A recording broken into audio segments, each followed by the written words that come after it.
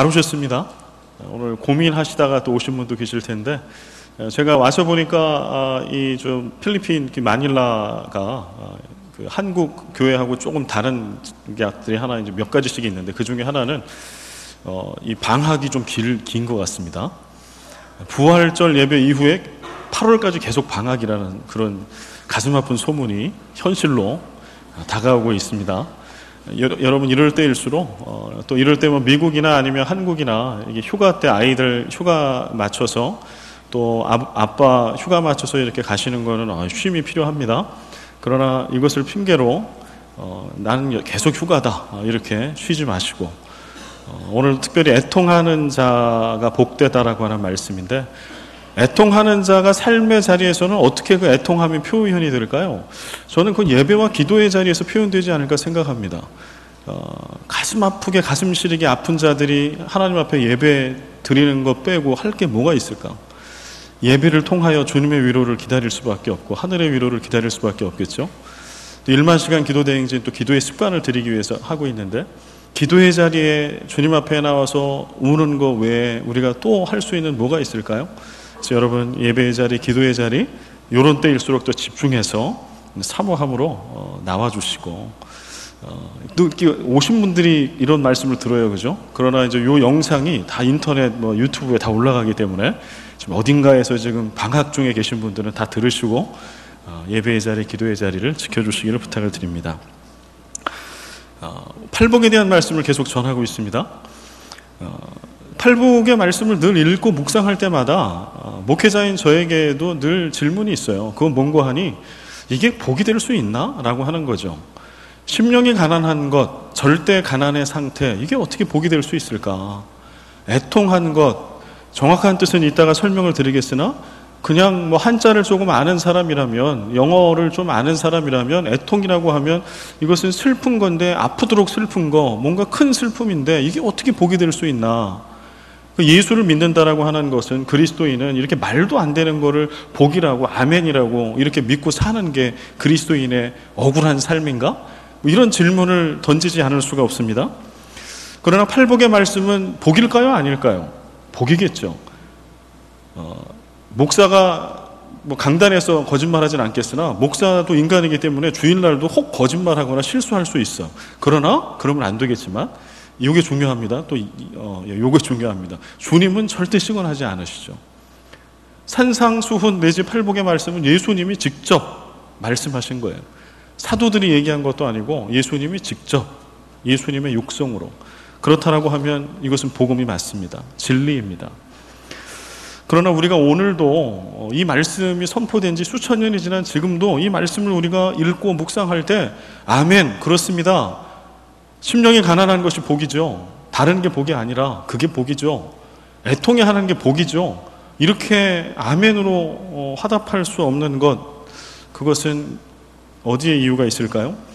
그래서 팔복을 설교로 제가 가지고 나올 수밖에 없었습니다. 팔복이라고 하는 이 말씀은요, 그리스도인이 마땅히 예수님이 메시아로 오신 그때 그리스도인들조차도 예수를 믿는다고 하면서조차도 복이 아닌 거죠. 세상의 사람들이 얘기하는 복을 여전히 복이라고 찾고 쫓아가고, 그 복이라고 생각하는 것들이 주어져 있지 않을 때는 나는 불행하다고, 나는 저주받았다고, 나는 하나님께서 버림받았다고, 하나님께 버림받았다라고 그렇게 살아가고 있었던 겁니다. 그럴 때 예수님께서, 야, 이제는 너희들의 생각을 바꿔라. 이제 내 나라가 도래했는데 내 나라에서 나를 믿는 자들은 복의 개념도 바꿔라. 너희들의 가치관을 바꿔라. 너희들의 삶의 모습을 바꿔라. 이게 예수님께서 팔복과 산상보훈의 말씀을 주셨을 때 말씀해 주셨다는 것이죠. 팔복이 왜 복일 수 있는 거 하니, 앞에 있는 것은 사실 복이기가 어렵습니다. 복이 아닙니다. 절대 가난이 어떻게 복이 되겠습니까? 가슴 찢어지게 아픈 게 어떻게 복이 될 수 있겠어요? 그러나 그건 복이 아니에요. 그러나 중요한 거는 그 현상이 아니고 상황이 아니고 그 뒤에 있는 거죠. 절대 가난의 자리에 놓여 있는 자, 심령이 가난한 자죠. 그는 뭐를 누려요? 천국이 그들의 것이 된 자. 자신은 갈수록 작아지고 주님의 다스림은 커진다. 우리가 원하는 거 아닌가요? 하나님의 나라에 사는 것, 영원한 하나님의 나라에 사는 것, 하나님의 나라는 하나님이 주인 되시는 것, 하나님의 다스림과 영향력이 커지는 것, 내지는 절대적인 것, 바로 그게 하나님의 나라죠. 그렇다라고 하면 심령이 가난한 것 자체는 복이 안 될 수 있어. 그러나 절대 가난의 상태, 벼랑 끝에 놓여 있는 자, 스스로 벼랑 끝에 모는 그 자는 바로 거기서 하나님의 다스림을 경험하게 되고 하나님의 나라를 살게 되는 거예요. 그래서 그게 복이라고 성경은 얘기하고 있는 것이죠. 죄송합니다. 그래서 팔복을 듣고 있는 사람들에게 가치의 전환을 요청합니다. 그 얘기는 뭔가 하니 인생에서 소중한 것이 무엇이냐라고 할 때 이 말씀을 듣기 이전과 이후가 달라져야 된다라고 하는 거예요. 오늘날 그리스도인은 다르게 사는 사람들입니다. 그러나 세상이 그리스도인을 바라볼 때 그렇게 생각하는 것 같지는 않습니다. 오히려 다르게 사는 것이 아니라 비슷하게 살고 더 세상보다 더 나아가서 마음대로 사는 그리스도인들도 있다라고 여기는 것 같습니다. 왜 그럴까요? 말씀과 복음 가운데 온전히 서야 하겠죠. 복음이 복음되게 하는 삶을 팔복에 계속되는 말씀을 통해서 우리의 가슴과 영혼에 새기고, 그런 가치관, 정말 무엇이 가치 있는 삶일까? 어떻게 살아가는 것이 그리스도인의 의미 있는 삶인가? 라고 할 때 이 팔복을 서슴없이 이야기할 수 있고, 또 그런 삶의 자리로 내려가시는 여러분과 제가 되기를 소원해 봅니다. 팔복의 말씀을 받아들일 때는 두 가지 차원에서 받아들여야 합니다. 첫 번째는요, 수동적으로 수용하는 차원이 있어요. 몬관이 팔복에서 얘기한 8가지의 어떠한 사람이 처해져 있는 삶의 상황, 이게 팔복에서 얘기한 앞에 있는 거거든요. 심령이 가난한, 절대 가난한 상태에 놓여 있는 것, 오늘 애통하는 자, 가슴이 찢어지고 시리도록 아픈 것, 그런 상황에 놓여 있는 것. 여러분 지난 일주일이 어떠셨습니까? 요즘에 여러분 막 가슴 저 깊이 생각하면 막 아리고 찢어지는 것처럼 아프고 그러한 경험들을 하고 계시나요? 그럼 여러분들은 애통하는 자입니다. 그럴 때 첫 번째는 그것을 수용하는 거예요. 애통하는 자가 복이라고 말씀하셨사오니, 애통하는 자의 그 삶의 자리에 갈 때 하늘의 위로를 받을 거라고 말씀하셨사오니, 가치관의 전환을 하는 것이죠. 그것을 수용하는 거예요. 그래서 애통하는 자리에서 이것을 벗어나기 위해서 발버둥 치는 것이 아니라 이것을 복으로 받고 그때 함께 하시는 주님을 만나는 것, 그걸 누리는 것. 두 번째는요, 이거는 모든 팔복에 다 해당이 되는 것인데요, 두 번째는 능동적인 거예요. 뭔고 하니 팔복에 있는 복은요, 가만히 있을 때 그냥 뚝 떨어지는 세상적인 복을 얘기하지 않습니다. 그래서 복복자 거꾸로 써놓고 막 복 받아라 하는 것처럼 그게 아니고, 팔복에서 얘기하는 복은 살아내는 복이에요. 삶 속에 살아내는 자만이 누릴 수 있는 복입니다. 심령이 가난한 자는 그런 절대 가난의 자리에 놓여 있는 사람도 있을 수 있으나, 오늘 심령이 부유한 자가 스스로 나를 부욕해 하고 사람들이 야 너는 이런 사람이야, 너는 힘 있는 자고, 너를 오늘 그 자리에 얹혀놓은 것은 네가 가지고 있는 물질이고 힘이고 네 지식이고 라고 이야기할 때 나를 나되게 하는 모든 고리들을 다 끊어보는 거죠. 이 모든 것이 하나도 없어졌을 때 과연 나는 누구일까? 나는 하나님 앞에, 사람들 앞에 나는 어떠한 존재일까? 이렇게 살아가는 것, 이것은 스스로 살아낼 수 있는 삶입니다. 오늘 애통하는 자의 삶도 마찬가지예요. 스스로 애통하는 자리에 머물러 있는 것을 선택하는 것, 이게 무슨 뜻인지는 오늘 설교 말씀을 통해서 여러분들과 나누도록 하겠습니다. 이런 두 가지 차원에서 팔복의 말씀을 여러분의 삶에 적용하시기를 부탁을 드리겠습니다. 이제 오늘 애통하는 자가 복이 있나니라고 하는 말씀으로 넘어갑니다. 그렇다면 오늘도 애통이 어떤 의미인지를 우리가 좀 알 필요가 있겠죠. 애통은 그냥 가장 기초적인 그 기본적인 수준에는 슬픈 겁니다. 이게 애통이죠. 슬픈 거, 슬픈 자. 그러나 애통이라고 하는 한자 단어를 보면 약간 그 안에 더 어떤 의미가 있는 것을 알 수 있습니다. 애통이라고 하는 한자를 보면 두 가지의 다른 뜻을 가지고 있는 단어가 합성되어 있는 거죠. 애는 슬플 애, 슬프다. 통은 아프다, 아플 통. 그러니까 애통이라고 하는 단어는 어떤 뜻이에요? 아프도록 슬픈 거예요. 그러니까 애통이라고 하는 그 안에는 그냥 슬픈 것도 포함되어 있으나 사실은 그 안에는 더 큰 슬픔이 있다라고 하는 거예요. 커다란 슬픔. 그래서 우리가 그런 얘기 하잖아요. 애절하다. 애절. 안에 있는 내장과 창자가 다 끊어지는 것과 같은 아픔. 그런 고통. 그리고 정말 사랑하는 사람을 잃었어. 이러면 어떤 증상이 나타나요? 저 가슴 끝에서부터 뭐가 막 찌릿찌릿 막 저려오잖아요. 이게 피부만 찢어져서 아픈 것이 아니라 가슴도 아프더라고. 여러분 그런 경험 해보셨죠? 아마 여러분 중에 사랑하는 가족들을 먼저 하나님 나라 보낸 분들은 그거 다 경험했을 겁니다. 가슴이 찌릿찌릿 사무치게, 때때로 어떤 때 정말 사무치게 그립고, 그리움이 지나서 아픔이 되고 고통이 되는 거, 애통이죠. 그럼 성경에서는 뭐라고 얘기할까요? 애통에 대해서. 제가 성경에 오늘 마태복음 5장 4절에 있는 애통이라고 하는 단어를 가지고 구약 신약에 있는 수십 개의 구절들을 찾아봤어요. 그 단어를 쓰고 있는. 그래서 일일이 다 오늘 여기서 그 본문을 인용하진 않겠습니다. 다만 그것을 수십 개의 본문을 찾아봤을 때 두 가지로 분류를 할 수 있었습니다. 첫 번째는 무엇인고 하니 애통이라고 하는 단어가 쓰여졌을 때 성경에서 가장 소중한 사람, 아들, 딸, 가족이요. 가장 소중한 사람이나 가장 소중한 것을 잃어버렸을 때의 슬픔, 그런 상태를 애통이라고 쓰고 있습니다. 성경은. 이걸 다른 말로 바꾸면 절대 슬픔이 되겠죠. 그냥 잔잔하게 슬픈 것을 뛰어넘는 절대 슬픔. 이해가 되시죠? 두 번째 또 있어요. 두 번째는 어떤 때 애통이라고 하는 단어를 쓰고 있는 거 아니, 나의 무력함, 나의 무능함, 그 다음에 내가 살고 있는 이 세상, 죄된 이 세상이 가지고 있는 이 거대한 죄악, 불의, 하나님에 대한 저항, 이런 것 때문에 내가 겪을 수밖에 없는, 건강한 그리스도인으로 이런 세상에, 죄악된 세상에 살아갈 때에 내가 겪을 수밖에 없는 나의 무력함과 무능함과 죄로 가득 찬 이 세상 가운데 그럴 때 겪을 수밖에 없는 한계 상황, 아픔, 이것을 애통이라고 성경은 쓰고 있습니다. 그러면 어떻게 애통한 자가 복 있는 자가 될 수 있을까요? 예수님은 어떻게 애통한 자가 복 있다라고 말씀하셨을까요? 제가 말씀드린 애통의 두 번째 뜻으로 가겠습니다. 왜 어떻게 애통하는 자가 복이 있는지 그 두 번째 뜻 가겠습니다. 이게 왜 애통하는 자가 복이 있는지 첫 번째 이유입니다. 세상의 정신, 세속주의라고 하죠. 세상의 정신과 크리스찬의 정신, 이것은 복음과 말씀, 하나님의 뜻이죠. 이것이 서로 다르기 때문에 이 세상 가운데 말씀대로 살려면 울 수밖에 없다라고 하는 거예요. 비정상적인 세상 가운데 정상적으로 살려고 하면 아플 수밖에 없어요. 세상의 역류에서 살아가야 하기 때문에. 성경에 다윗이라고 하는 인물이 있습니다.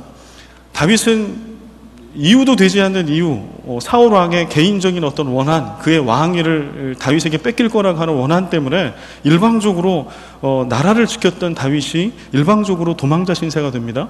그리고 어떤 동굴에 그가 도망가게 됐어요. 사울 왕의 살기 등등한 사울 왕을 피해서. 그리고 사울 왕이 이제 볼일을 보기 위해서 이제 다 칼도 내리고 이렇게 다 볼일을 보고 있는 겁니다. 그때 칼로 내리치면 바로 그를 죽일 수 있는 거죠. 다윗에게는 희망이 생기는 거고 자유가 생기는 거고, 그런 이제 이미 기름 부음을 받은 자이기 때문에 사울 왕을 이어 왕이 될 겁니다. 그런데 주위에 있는 다윗을 따르던 무리들이 얘기합니다. 왕 다윗이여, 당신을 괴롭히고 있었던 이 사울 왕을 베십시오. 지금 하나님께서 당신에게 주신 기회입니다. 이렇게 얘기합니다. 하나님이 허락하셨다라고 얘기해요. 그런데 다윗이 뭐라고 얘기합니까? 하나님이 기름 부은 종을 내가 죽일 수 없노라. 그러면 그 얘기는 뭘 의미하는 거예요? 하나님이 기름 부은 종 사울을 그 자리에서 죽이지 못하면 그는 계속해서 억울함을 가슴에 품고 도망자의 생활을 해야 돼요.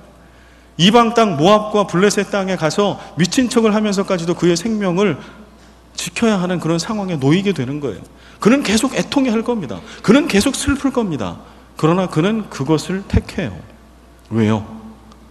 불의한 세상에 불의와 타협하고 그대로 살아가는 것이 아니라 하나님의 백성으로 하나님의 뜻에 합당한 삶을 살기 위해서 스스로 아픈 길, 슬픈 길을 택하고 있는 것이죠. 제가 한 이야기를 좀 나누고 싶은데요. 미국의 텍사스에서 이민교회 목회를 하고 있는 저와 같이 신학대학원 공부를 했던 목사님의 이야기입니다. 작년에 미국 교회를 강타했던 큰 사건이 있었어요. 그것은 무엇이었는가 하니, 미국의 그래도 큰 교단 중에 하나인 PCUSA라고 하는 교단이 있어요. 그것은 미국 장로교입니다. 미국에 있는 장로교, 아주 큰 교단입니다. 여기에 이제 한국 장로교 이민 교회들이 되게 많이 그 안에 포함되어 있어요. 근데 작년에 이제 어떤 일이 있었는가 하니 PC USA라고 하는 미국 장로교 교단 차원에서 동성애 결혼을 합법화하는 것을 인정을 했어요. 이걸 총회와 노회에서 다 통과를 시켰습니다. 이 이야기는 무엇인가 하니 여태까지 성경에는 남자와 여자가 그 부모를 떠나 서로 합하여 결혼을 한다라고 가르쳤는데 그게 아니고 이제는 둘이 결혼하는 것, 이것이 성경적인 가르침으로 이걸 수용한다. 그것도 성경적인 가르침이다. 이걸 수용하겠다라고 하는 거예요. 수용이 되나요? 성경은 그렇게 이야기하지 않습니다. 성경은 남자와 여자가 결혼한다라고 이야기합니다. 동성애는 죄악이라고 이야기합니다. 그래서 미국에 있는 특히 그 PC USA 교단에 속해져 있던 많은 한인교회가 격분했어요. 그리고 얘기했습니다. 우리 탈퇴합시다. PC USA가 아니면 교단이 없습니까? 그런데 그렇게 해서 탈퇴하자라고 소리를 모아 막 얘기하고 있다가 어떤 문제에 봉착합니다. 법률적인 문제에 봉착합니다. 어떤 법률적인 문제인가 하니 한국도 그렇게 지금 그 건강한 큰 교단들은 그렇게 하는데 교회의 재산을 총회나 노회 소유로 이렇게 만들어 놓는 거예요. 그래서 어떤 개인이 교회 재산권을 행사할 수 없게. 그래서 PC USA라고 하는 교단에 소속되기 위해서는 그 교회 건물의 재산권, 부동산의 재산권을 그 교단에 법적으로 두게 돼 있어요. 그러니까 PC USA에 속해져 있는 교단 교회가 동성애 합법화한 이 교단에 우리는 있을 수 없으니까 우리 나가겠다라고 하면 어떻게 해야 돼요? 법률적으로 재산을 포기해야 돼요. 이 문제에 봉착해서 대부분의 교회들이 지금도 고민만 하고 있어요. 여러분 생각해 보세요. 우리 동성애 찬성 안 합니다. 우리는 성경의 고귀한 복음의 가치를 붙들기를 원합니다. 그런데 그걸 붙들기 위해서는 이 예배당을 포기해야 될 수도 있는 상황이 있다고, 미국 땅에. 그런데 참 감사하게도 저랑 같이 공부했던 그 동기 목사와 그 교회가 투표에 붙였어요. 어떻게 할까요? 98%의 교인들이 찬성했답니다. 제가 그 소식을 듣고서 좀 생각해 봅니다. 이거 마닐라 새생명교회 한번 투표에 붙이면 몇 프로 나올까? 여러분, 이 교회 건물을 짓기 위해서 얼마나 많은 수고를 했는지 저는 그 이야기를 듣고 압니다. 여기 있는 타일 하나, 벽돌 하나, 이 모든 데 여러분의 땀과 기도와 눈물이 있는 것이죠. 이걸 포기해야 되는 거예요. 여러분 어떻게 하시겠습니까? 그래서 그 교회가 98%가 찬성을 하고요. 정말 많이 힘든 것을 경험했다고 그래요. 그리고 지금은 좀 떨어진 교회에 떨어진 장소에 건물을 얻어서 다시 교회가 이제 새로 시작을 한 것이죠.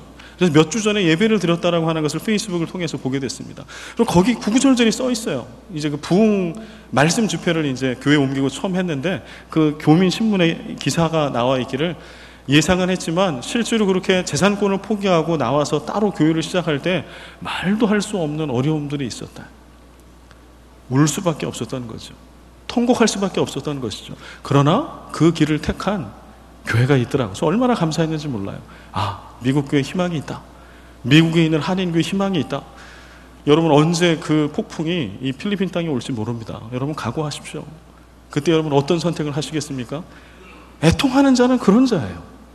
하나님의 뜻대로 이 세상 가운데 세상과 타협하지 아니하고 진리와 복음대로 주님의 뜻대로 살아야 하기 때문에 그 길은 울 수밖에 없는 길, 그 길은 통곡할 수밖에 없는 길이라 할지라도 그 자리에 잠잠히 머무르는 거예요.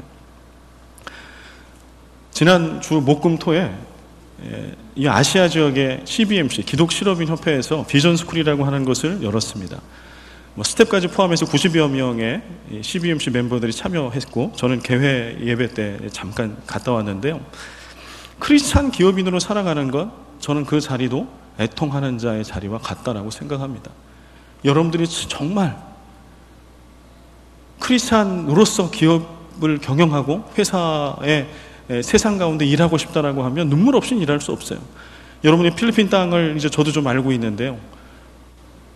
외국인이 필리핀 땅에서 기업을 운영하는 거 거의 힘들죠. 불가능에 가까워요. 그래서 타협하기도 하고 때때는 어떨 때는 눈을 감고 불법을 하기도 할 겁니다. 그걸 나무라려고 하는 것이 아닙니다. 지금은 그럴지라도 우리 크리스찬 기업인들이 가야 할 곳은 거기가 아닌 거죠. 때때는 아픔이 있고 고통이 있고 어떠한 때는 교회를 포기하는 것처럼 내가 내 재산과 기업을 포기하고 옮겨야 될 그럴 때도 혹 있을 수도 있을 겁니다. 그런 아픔이 있더라도 크리스찬 기업인의 자리를 지키는 것, 저는 그것이 애통하는 자리에 있는 그래서 복된 자라고 하나님께 일컬음을 받는 그러한 자의 길이라 믿습니다. 두 번째, 왜 성경은 어떻게 애통하는 자가 복되다고 얘기하는가? 두 번째요, 우리는 애통의 자리에서 나를 알고 그분을 비로소 알게 됩니다. 비로소 하나님과의 바른 관계를 맺게 됩니다. 우리는 애통할 때, 애통한 상황에 처하게 될 때, 절대 슬픔의 자리에 놓여있게 될 때 내가 주님 없이는 살 수 없는 얼마나 연약한 존재인가를 그때 직시하게 되고 대면하게 됩니다. C.S. 루이스가 쓴 고통의 문제라고 하는 책에 보면 이것을 이렇게 써요. 어떤 사람들은 고통스러운 일이 생기기 전에는 하나님께 귀를 기울이지 않는 습성이 있다. 저는 이게 좀 뭔가 표현이 부족하다고 생각돼요. 어떤 사람이 아니라 이 땅에 존재하는 모든 사람들은, 모든 그리스도인들은 고통스러운 일이 생기기 전에는 하나님께 귀를 기울이지 않는 습성이 있을까요? 없을까요? 부끄럽지만 있습니다. 저도 그렇습니다. 말도 안 되는 애통한 그 상황이 되면 그때 주님이 보여요. 그때 주님의 음성이 들려요. 그때 무릎을 꿇어야 되겠다라고 생각해요. 그러나 조금이라도 내 혼자 내 힘으로 살아갈 힘이 있으면 주님을 찾지 않으려고 해요. 죄송합니다. 여러분의 목사가 이렇게 부족해서. 그러나 그게 저의 모습입니다. 여러분들은 어떠신가요? 어떤 사람들은 고통스러운 일이 생기기 전에는, 애통의 상황에 가기 전에는 하나님께 귀를 기울이지 않는 습성이 있다. 그러므로 고통은 귀머거리조차라도 알아들을 수 있도록 하나님께서 그의 귀에 확성기를 대고 외치는 순간이다. 이게 그의 고백. 우리가 때때로 삶의 자리에 애통하는 자의 자리에, 가슴이 찢어지는 아픔의 자리에 놓일 때가 있어요. 왜 그런 거예요? 그게 어떤 순간이라고요? 하나님이 도대체 평상시에는 귀를 열어 하나님의 음성을 들으려고 하지 않아. 하나님이 내 곁에 계시다라고 하는 것을 믿지 않아. 그럴 때 귀머거리 같은 우리들에게 들려주시는 거예요. 얘야, 귀를 열어라. 오늘 네 곁에 내가 있다. 너희들의 가족이 앉아있는 그 식탁에 내가 있고, 사업이 부도나고 가정이 깨어져서 울고 있는, 그래서 나를 원망하고 있는 그 자리에 내가 있고, 교회에 어려움이 생기고 하나 되지 못해서 힘들어하고 눈물 흘리고 하나님 어디 계시냐라고 얘기하는 그 자리에 내가 있고, 너희들 그게 보이니? 들리니?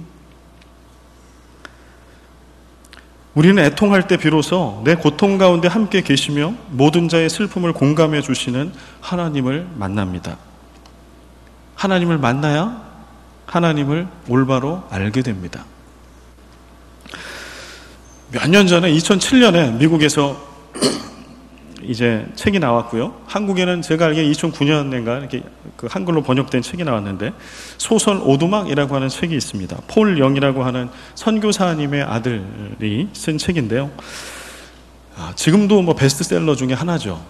아마 전 세계에 900만 명 이상이 읽었던, 지금도 읽고 있는 책. 혹자는 이 책에 대해서, 이것은 분명히 크리스찬 책입니다. 이거는 신앙서적에 가까워요.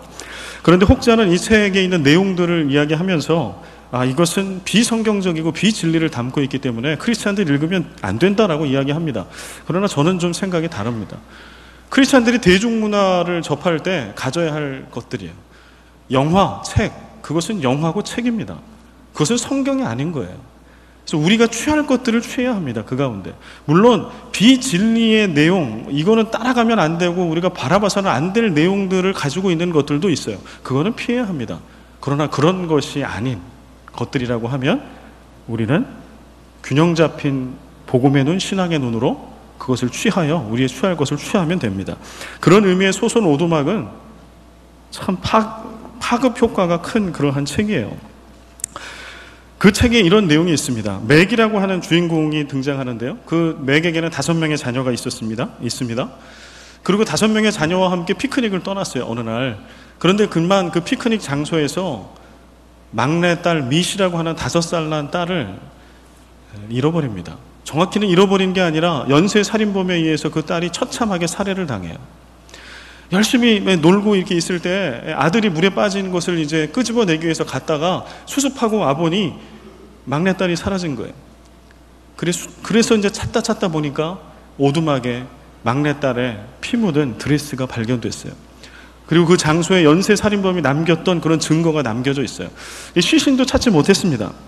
그렇게 3년 반을 맥이라고 하는 어느 날 피크닉 갔다가 눈에 넣어도 아프지 않을 막내딸을 처참하게 그렇게 잃어버렸던 그 무능한 아버지, 상처받은 아버지, 애통하고 있는 그 사람이 3년 반을 그렇게 지냈어요. 여러분이 만약에 그런 일을 당했으면 어땠을까요? 저는 이거를 그냥 상상만 해도 가슴이 막 저며오더라고요. 상상만 해도. 이걸 실제로 당하면 어떻게 할까요? 혹시 여러분 중에 사랑하는 자녀를 먼저 하나님 품에 보낸 분들이 혹시 계시나요? 가슴으로 느끼고 알고 계실 분들이 혹시 계실지 모르겠습니다. 오늘 이 예배를 통해 하늘의 위로를 받으시기를 바랍니다. 그가 낯선 하나님을 만나요.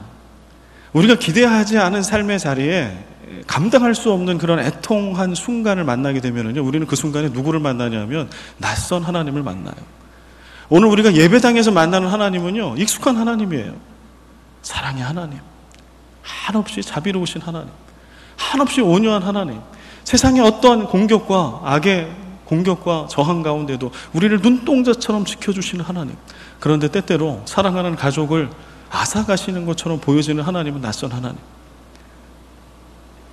그래서 그가 힘들어해요. 하나님 살아계시는 거 맞습니까? 하나님 왜 나에게 이런 일을 당하게 합니까? 하나님 그때 뭐 하신 겁니까? 그리고 그는 한없는 자책의 길에 빠집니다. 그가 아버지인데, 아빠인데 딸을 지키지 못했어요. 어쩔 수 없는 상황이 있었으나 그는 자책합니다. 눈물 흘리고 애통해요. 딸아, 내가 너를 지키지 못해서 미안하다.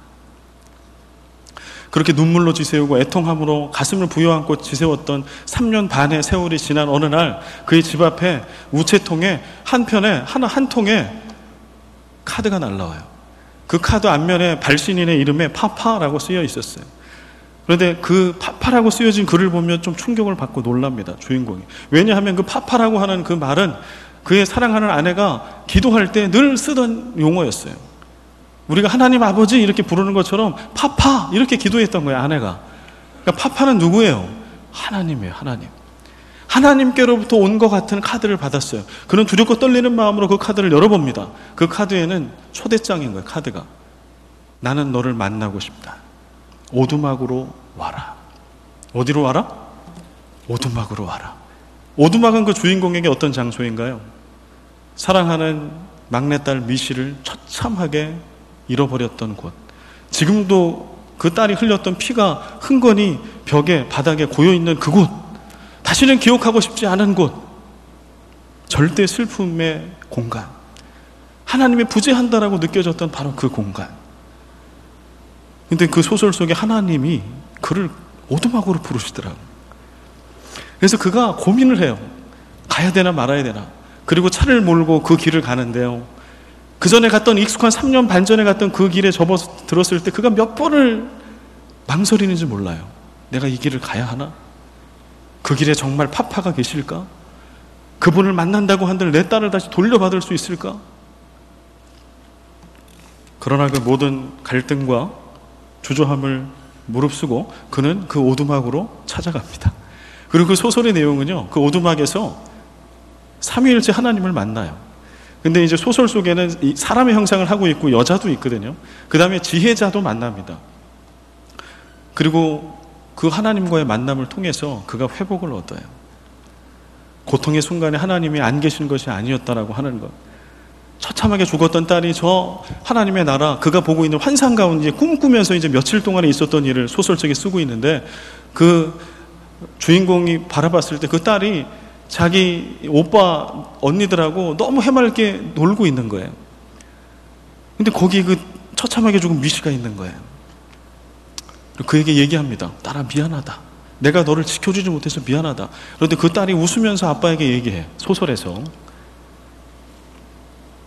아빠가 잘못한 게 아니라고, 악한 자들이 그렇게 한 거라고, 아빠의 잘못이 아니라고, 나는 행복합니다. 나는 행복합니다. 근데 그것을 환상 가운데라도 경험하고 그렇게 하나님을 만나 환상 가운데 애통의 자리, 고통의 자리, 오두막 바로 거기서 그는 회복이 되고 치유가 돼요.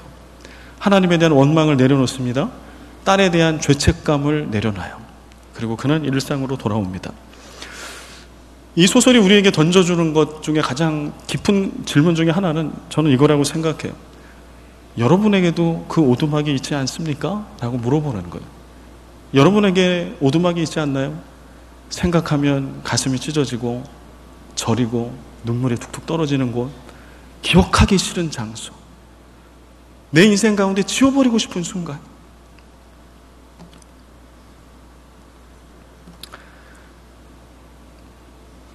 성경은 얘기합니다. 그 책도 얘기하고 있는 게 회피하지 말으라는 거예요. 그 고통의 순간, 애통함의 장소, 그 순간을 피하지 말아라. 거기에 머물러라. 거기에 머물면 누구를 만날 수 있어요? 나를 찾아오시고 기다리시는 주님을 만날 수 있어요. 얼마 전에 제가 인터넷 페이스북을 좀 하고 있는데, 페이스북에 제 친구가 어떤 한국의 유명한 목사님, 우리 교회도 왔다 가셨던 목사님의 설교를 요약한 거를 이렇게 링크를 걸어놨습니다. 그 설교 제목이 재밌었어요. 이런 제목이에요. 내가 지금 힘들다면 그것은 부르심입니다. 이런 제목이었습니다. 여러분 동의 되십니까? 내가 죽도록 힘들어 요즘에. 하나님 도대체 왜 나 갖고 이러세요? 나 아니더라도 좀 장난할 사람도 많고 괴롭힐 사람 많잖아요. 좀 못된 거 누구도 있고 왜 납니까? 그런데 그게 부르심이래요. 제가 궁금해지기 시작했어요. 호기심이 발동했어요. 웬만하면 잘 안 들어가, 이렇게 그냥 화면만 보고 좋아요 눌러주는데 제가 이제 들어갔어요. 그래서 그 설교를 요약해 놓은 걸 들었습니다. 그 내용은 이건 거예요. 여러분 요즘 하나님 진짜 나한테 왜 그러세요라고 억울한 그런 순간들을 당하고 있습니까? 하나님께. 그래서 너무 힘듭니까? 억울합니까? 애통해 하십니까? 그렇다면 그것은 하나님의 부르심입니다. 왜냐하면 여러분은 말도 안 된다고 생각하는 그 상황들, 그 아픔의 순간들을 통해 하나님께서 여러분을 지금 만나고 싶어 하는 거예요. 얘야, 나는 너를 만나고 싶어. 소설 속에 오두막으로 상처받은 주인공을 초대한 하나님처럼 나는 너를 만나고 싶어. 너에게 할 얘기가 있어. 네가 그리스도인으로 지금 그렇게 살아가고 있는 거, 그런 가치관을 갖고 있는 거, 그렇게 예배하는 거, 그게 맞는 거니? 그게 진짜 행복이니? 나는 내 뜻대로 네가 행복한 삶을 살기를 원해. 나는 네가 내 뜻대로 살기를 원해. 그런 순간이라는 거예요. 그래서 지금 힘들다면 그것은 부르심입니다. 목사님, 저 요즘에 너무 힘들어요. 손 한번 들어보시죠. 신학교 가라고 하지 않을게요. 여러분 정말 힘드셔서 어디 누구에게도 얘기할 수 없는 그런 상황에 있습니까? 그게 애통한 자의 자리입니다. 그런데 하나님은 그때 여러분을 부르시는 거예요. 얘야, 오두막으로 와라. 만나자. 할 얘기가 있다.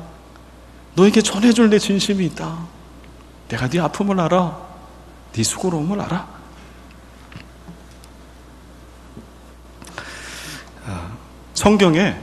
여러분 성경을 우리가 아무리 예수를 오랫동안 믿고 신학을 박사 PhD를 몇 개를 받아도요, 성경 말씀을 100% 다 깨달을 수는 없습니다.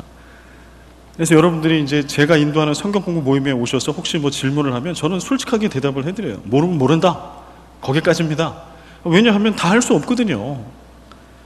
그래서 그거를 뭐라고 얘기하는 거 아니? 신비라고 얘기해요. 신비. 뭐를 신비라고 우리를 얘기하나요? 신비주의.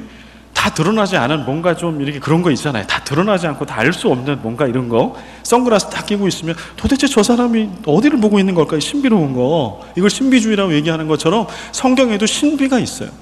우리 인간적인 이성과 우리의 지식과 모든 것들을 다 동원을 해도 100% 깨달을 수 없는 거예요. 팔복은 어쩌면 그 신비의 영역일 수 있습니다. 애통하는 자가 복이 있다? 그걸 어떻게 100% 다 아멘으로 받아들일까요? 그러나 하나님이 다 감춰놓은 것은 아니에요. 우리에게 그 애통한 자가 왜 복이 있는지를 보여주신 엄청난 계시의 사건이 있어요. 그것은 무엇인고 하니? 하나님의 애통. 하나님의 애통이에요. 우리는 여기 십자가가 없지만 십자가. 이 세상에 있는 사람들을 너무 사랑하신 나머지 가장 사랑하셨던 그 외아들 예수 그리스도를 십자가에 달려 죽게 할 수밖에 없었던, 사랑하는 아들이 처참하게 죽어가는 모습을 지켜보셔야 했던, 사랑하는 아들을 보내버린 애통을 경험하신 한 분이 먼저 계셨어요. 그분이 누구예요? 하나님. 하나님. 우리는 애통함을 이야기할 때 십자가를 바라봐야 합니다. 우리는 우리만 힘들고 아프다라고 얘기해서는 안 됩니다. 애통함, 처절한 아들을 잃은 애통함, 성경에서 얘기하고 있는 그 애통이라고 하는 단어의 본래의 뜻의 그 애통을 경험하신 분은 하나님 아버지. 하나님 아버지. 히브리서 4장 15절 히브리서 기자는 이렇게 씁니다. 우리에게 있는 대제사장은 우리의 연약함을 동정하지 못하실 리가 아니요. 개역 성경에는 동정을 체휼이라는 단어를 썼어요. 우리가 평상시에 잘 쓰지 않는 단어. 개역 개정에는 동정하지 못하실 리가 아니오라고 동정을 썼는데요. 저는 좀 만족스럽진 않아요. 이게 완벽한 번역인가는? 그래서 저는 공감이라고 하는 것이 오히려 더 와닿은 번역이 아닌가 생각합니다. 우리에게 있는 대제사장은 우리의 연약함을 공감하지 못하실 리가 아니오. 함께 느끼시는 거죠. 내가 아파하는 거를, 내가 슬퍼하는 거를 똑같이 느끼시는 거예요. 그거를 우리의 대제사장 되신 예수 그리스도께서 그러신다라고 히브리서 기자는 쓰고 있어요. 이게 무슨 말씀인지 제가 다시 한번 소선 오두막을 인용해서 여러분에게 설명을 해보겠습니다. 그 소선 오두막에 주인공 맥이 지혜자라고 하는 어떠한 사람과 대화하는 장면이 나와요. 어떤 대화를 하는 거 하니 그 지혜자가 주인공 맥에게 이렇게 얘기합니다. 지금부터 네가 심판자다. 네가 심판해라. 하나님의 심판자가 아니라 네가 심판자야. 네가 심판해. 누구를 심판하고 싶어? 네 딸이 죽었는데 처참하게 그렇게 죽임을 당했는데 누구를 심판하고 싶어? 누구를 심판하고 싶었을까요? 이 주인공이. 하나님.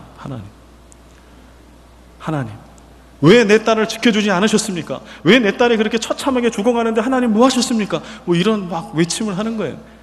그럼 하나님이 죄인인가? 하나님, you are guilty. 당신은 유죄입니다.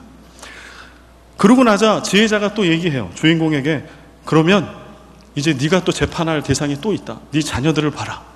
네 자녀가 5명이 있는데 둘은 천국에 갈 것이다. 그러나 셋은 지옥에 갈 수밖에 없다. 네가 판결해라. 네가 정해라. 물론 이걸 신학적으로 뭔가 이렇게 하지 마십시오. 그냥 그 상황을 여러분 그냥 들으십시오. 둘은 천국에 보내고 셋은 지옥에 보내야 돼. 근데 그 판결은 네가 하나님까지 재판하는 사람이니까 네가 해라. 고민해요. 여러분에게 묻습니다. 여러분 자녀들이 있는 여러분들이요. 저는 일남 일녀가 있는데요. 큰애 딸, 작은애 아들. 하나는 천국에 보내야 되고 하나는 지옥에 보내야 되는 말도 안 되는 이런 상황이 있어요. 그리고 그 심판은 여러분이 하셔야 돼요. 여러분 어떻게 하시겠습니까? 생각하십시오. 제가 설교를 준비하면서 생각해 봤어요. 저희 집에 딸, 좀 남성 같은 터프함이 있으나 동생을 잘 돌봐주고 우리 가정에 웃음을 주는 성격이 정말 쾌활하거든요. 딸을 일단 천국에 보내. 문제는 아들이네요. 얘가 지금 중2라 아직 중3이네요.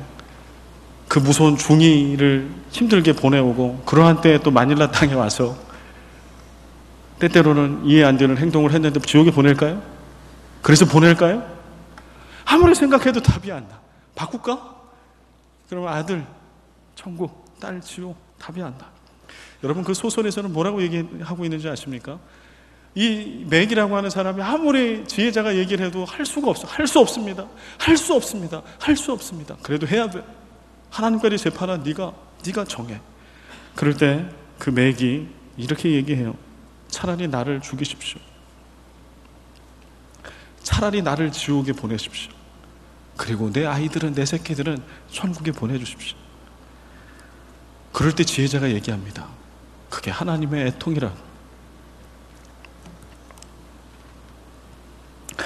너무 사랑해서 어느 하나도 죽일 수가 없는 거예요. 우리가 생각할 때는 죽일 놈인데, 우리가 생각할 때는 관계 끊고 한 공동체 안에 있으면 안 되는 인간인데, 하나님이 보실 때는 다 아픈 손가락인 거예요. 그래서 하나님이 택하신 방법은 무엇이에요? 스스로 애통함의 자리에 가신 거예요. 아들을 잃어버리는 애통함의 자리. 우리는 얼마나 많은 순간에 애통함의 변에 원통함이 되고 원한이 되어서 내 자신을 학대하고 행복한 이웃들의 삶을 망가뜨리고 있는지요. 지금 우리 조국 사회에서 벌어지고 있는 묻지마 어쩌고 저쩌고 하는 것들 다 그런 거 아닙니까? 때때로 어떤 때 버럭 누군가에게 화를 내고 누군가에게 상처를 준 적이 얼마나 많이 있어요. 그런데 근원을 찾아 들어가 보면 내 아픔 때문에 그래.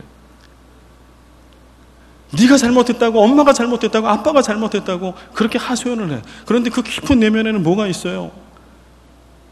여전히 내가 해결하지 못한 내 실수가 거기 같이 숨어져 있어. 그래서 누군가에게는 전가시켜야 내가 자유할 수 있거든. 그래서 그를 찔러요. 우리는 그렇게 살아요. 그러나 오늘 복음은 애통하는 자가 복이 있다고 얘기합니다. 그리고 하늘의 위로가 그를 기다린다고 얘기합니다.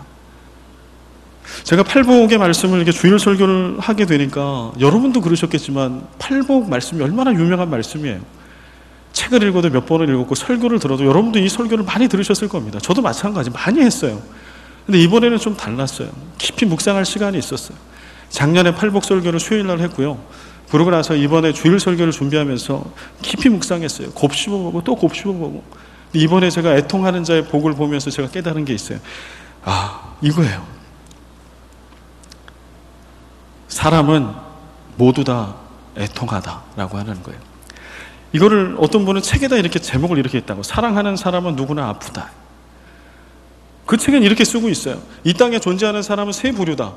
어떤 부류냐? 첫 번째는 과거에 심히 아팠던 사람, 두 번째는 현재 아프고 있는 사람, 세 번째는 앞으로 죽기 전에 반드시 아픔을 경험할 사람. 이 얘기는 뭐예요?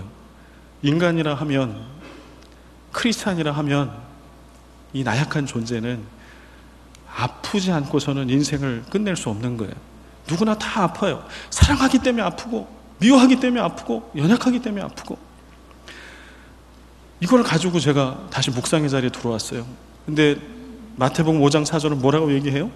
애통하는 자가 복이 있나니 이 땅에 모든 사람들이 다 아플 수밖에 없다면, 애통을 경험할 수밖에 없다면 이 땅에 있는 모든 자들은 복 있는 자들이에요. 그 애통이 원통함이 되고 원한이 되어서 누군가를 향해 발산되는 것이 아니라 애통함을 받아들이고 나의 오두막에서 애통함을 먼저 경험하셨던, 아들을 이루셨던 그 하나님을 만나는 그 모든 사람, 복된 사람. 그가 아프리카의 흑인이든 그가 필리핀의 절대 가난 가운데 있는 이든 상관없어.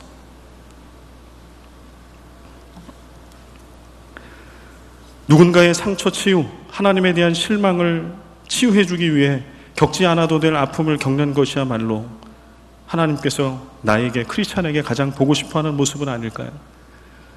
그래서 예수님께서는 우리에게 먼저 그 길을 보여주신 거 아닐까요? 그래서 하나님은 먼저 애통의 자리에 서신 것이 아닐까요? 선교가 무엇일까요? 구제가 무엇일까요? 코이노니아 교제는 무엇입니까? 그 모든 것의 근본으로 내려가 보면 이웃의 치유와 회복을 위해 그가 감당해야 될 아픔을 대신 감당하는 것 아닐까요? 선교는 그런 겁니다. 그가 감당해야 될 아픔을 내가 대신 감당해 주는 거예요. 코이노니아 교제는 그런 거예요. 그가 들어야 될 억울한 이야기들과 그가 겪어야 될 아픔을 내가 대신 아파해 주는 거예요. 내가 먼저 욕을 들어주는 거예요. 그리고 그를 자유케 해주는 거예요. 시 하나를 여러분들에게 소개해 드립니다. 복효근이라고 하는 시인이 쓴 상처에 대하여라고 하는 시인데요. 좀 긴 거를 좀 잘랐습니다. 오래전 입은 누이의 화상은 아무래도 꽃을 닮아간다. 젊은 날 내내 속썩여 쌓더니 누이의 눈매에선 꽃향기가 난다. 중략, 잘 익은 상처에선 꽃향기가 난다. 애통함을 한두 번 경험한 것이 아니라 이게 습관이 되고 이것이 일상이 된 그 크리스찬, 스스로 피할 수 있는 애통의 자리이나 피하지 않고 그것을 감당하는 그 애통의 사람, 그 사람에게도 꽃향기가 나지 않을까요? 예수 그리스도의 향기 말이죠. 그는 아프고 그는 애통하고 그는 서럽지만 하나님의 애통을 통하여 우리가 구원을 받은 것처럼 오늘 그 한 사람, 그 크리스찬의 아픔을 통해 그리스도의 아름다운 꽃향기가 움터나 오늘도 여전히 울고 있고 여전히 아파하고 있는 그에게 희망이 되고 소망이 되고 복음이 되고 살 희망이 되고 능력이 되는 이러한 것 말이죠. 말씀을 맺으려고 합니다. 애통하는 자가 복이 있는 것 세 번째는요, 이거예요. 먼저 애통을 경험한 그 하나님을 통하여 우리가 구원함을 입은 것처럼 오늘 애통의 자리를 피할 수 있음에도 불구하고 피하지 않고 그 자리를 찾아가고 그 자리를 지키고 있는 애통해 하는 크리스찬을 통해서 오늘 주위에 수많은 애통하는 자의 눈물을 닦아줄 수 있다는 거예요. 너 혼자 아픈 거 아니야. 내가 공감한다. 그러나 내가 공감하는 게 아니라 하나님이 먼저 공감하고 계셔. 영어 단어 이런 단어가 있습니다. 자꾸 영어 얘기해서 죄송합니다. 이것도 제가 아는 단어니까 여러분도 다 아실 단어니까 소개해 드립니다. 영어 단어에 disappointment라고 하는 단어가 있어요. 여러분 이거 무슨 뜻인가요? disappointment, 실망, 낙심, 낭망 이런 뜻이에요. disappointment. 그렇게 긍정적인 단어는 아니죠. 그런데 여러분 여기서요, D 대신에 H로 바꿔보세요. disappointment에 D를 빼고 H로 바꿔봐요. 그러면 어떤 단어가 되나요? his appointment가 돼요. his appointment. 이것을 좀 나눠보면 his appointment. 애통은 그런 겁니다. 우리를 낙심시킵니다. 우리를 아프게 합니다. 하나님이 안 계신 것처럼 여겨지게 합니다. 하나님을 떠나게 합니다.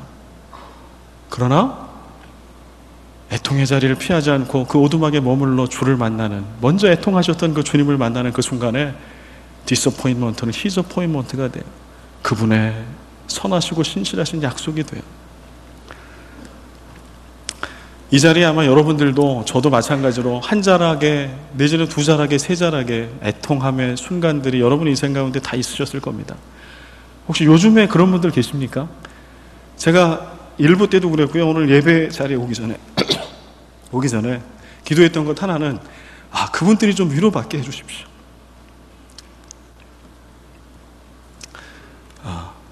위로가 되셨는지 모르겠습니다. 되셨을 겁니다.